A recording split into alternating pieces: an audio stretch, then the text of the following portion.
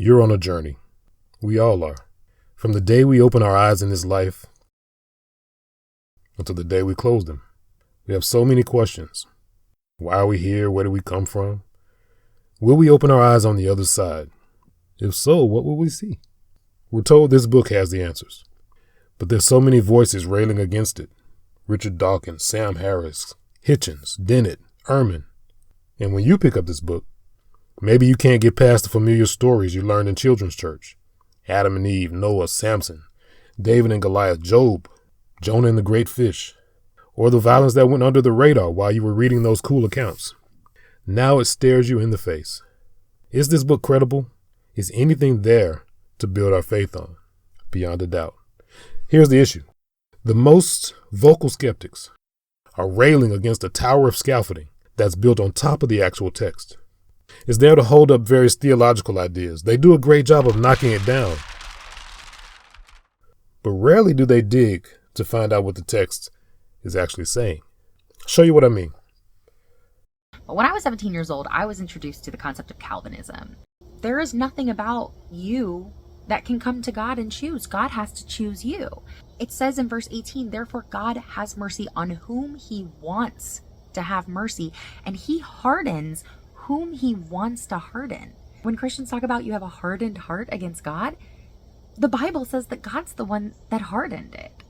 What if God, although choosing to show his wrath and make his power known, bore with great patience the objects of his wrath prepared for destruction? If he has decided he wants to create you just to destroy you, then he's going to do that. And that's his right. You don't get to question that. See, she effectively knocked down the scaffolding. Not scaffolding she built, a system she's heard from when she was younger.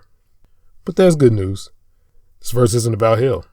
This is the curse of the Mosaic law, national destruction. Deuteronomy 28, Leviticus 26. The whole nation was under this sentence. But a few, the chosen or the elect, were called out to be spared. These were used to start the kingdom, or the church we see today. Vessels of wrath versus vessels of honor. Now this book, Romans, is estimated to have been written in 57 to 58 AD.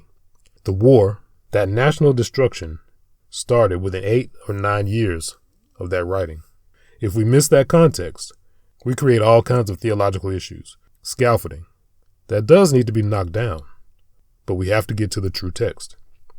Today we focus on the kingdom. We don't teach much about how we got to this point, but that's where so much of the evidence lies. There is so much prophecy that we can verify, and that's our wheelhouse. Our goal is to help you see it, to give you a strong foundation to build your faith on. It would help Matt Dillahunty. In this debate on the resurrection, he doesn't seem clear on why Jesus came when he did. Otherwise, he wouldn't ask this question. The best time would be today. To have Jesus come forward today and say, I'm going to be killed, and 3 days afterwards, I will be resurrected. And then toss his ass in the electric chair, shock him till he's dead, get doctors to actually verify that he's dead with all of this being recorded. Then 3 days later, boom, he's alive. That would be amazing. That would be leaps and bounds ahead of what we have from a 2,000-year-old document by anonymous authors who were not eyewitnesses, who may not even have been, it may have gotten their information second or third hand from eyewitnesses, and I don't know any of them. Jesus came when he did because of the national destruction that was prophesied. He also doesn't see the evidence that's all around him. When Revelation says the smoke of their torment ascends forever and ever, we immediately think hell. More scaffolding is erected. The verse is saying the evidence of their judgment, the destruction of their nation, would last from age to age.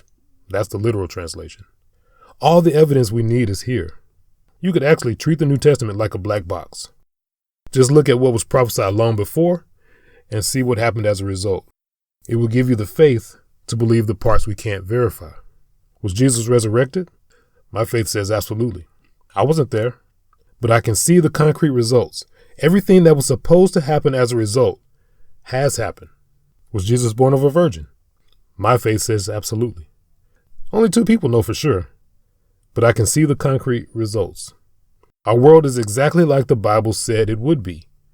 Jesus was rejected by his people, his brothers. Jerusalem was destroyed. The Jewish people scattered. The church spread around the world, starting with only 12 disciples. Now Jewish people are back in the land, surrounding people hostile towards them, world lining up against them. It was all prophesied long before. Sometimes we're like fish in the ocean, complaining because we don't know where the water is. It's all around us. Peace and have fun exploring all the extraordinary evidence. We believe there's a mountain of evidence, so let's start at the base, climb all the way to the top.